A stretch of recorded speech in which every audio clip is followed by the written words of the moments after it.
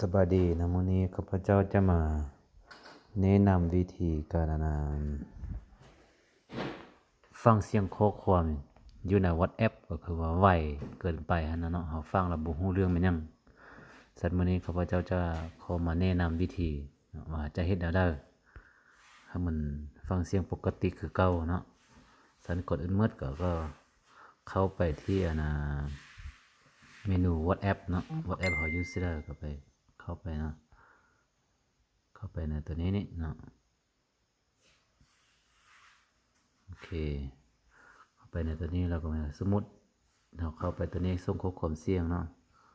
นี่คือตัวนี้นี่เนาะเดี๋ยวสบายดีเนาะอันนี้จะส่งให้เจ้าเนอะฟังข้อความเสียงตัวนี้คือว่าไวเฮงนี่แบบนี้คือว่าไวเฮงเฮาบ่ฮู้หยังเนาะซั้นตัวนี้ในเวลาที่เฮาฟังกันนี่เนาะ ให้เฮา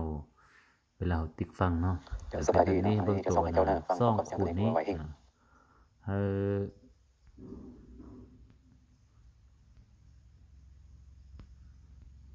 เดี๋ยวสบายดีเนาะอันนี้จะส่งให้เจ้าเนอะฟังข้อความเสียงตัวนี้คือว่าไวเฮง คูณนี่เนาะจุดนี้เนาะถ้าเฮาติ๊กตัวนี้ไม้ติ๊กสไลด์เทื่อให้มันออกเลข1เนาะเดี๋ยวสบายดีเนาะอันนี้จะส่งให้เจ้าเนอะฟังข้อความเสียงตัวนี้คือว่าไวเฮง โอเคบัดนี้เฮามาฟังขึ้นมาเนาะ เดี๋ยวสบายดี แบบนี้เฮาก็จะได้ เนาะ ฟัง อัน ได้ นี้ ป จะ ก ส่ง ติ ให้ แล้วแบบ เจ้า นี้ เน เนาะ อะฟังข้อความเสียงตัวนี้คือว่าไวเฮง โอเคเนาะซ้ำนี้ก็แสดงว่าได้แล้วซ้ำนี้เนาะโอเคคลิปนี้ก็จบเพียงเท่านี้เนาะขอบใจเนาะ